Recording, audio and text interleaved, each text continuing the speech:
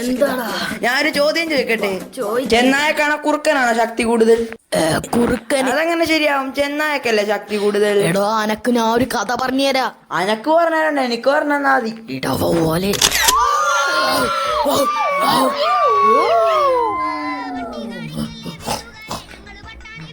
നമുക്ക് ആ കുറുക്കനെ കൊന്നാലാ?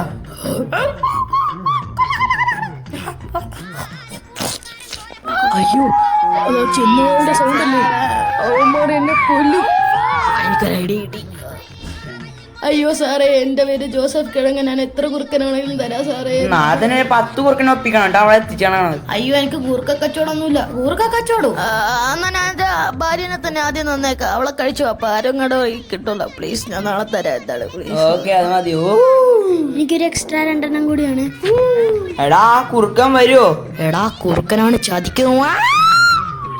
അത് ശരിയാണ്. എടാ നായക്കളെ, എന്താടാ വിളിക്കണ? ഐ മീൻ ചെന്നായക്കളെ, എല്ലാം സെറ്റാക്കി വെച്ചിട്ടുണ്ട്. നിങ്ങൾ ജസ്റ്റ് അങ്ങോട്ട് ചെന്നാ മതി. ഓക്കെ? അതൊന്നുമില്ല, ഒരെണ്ണം ചത്തിട്ടില്ലെന്ന് തോന്നുന്നു. നമുക്ക്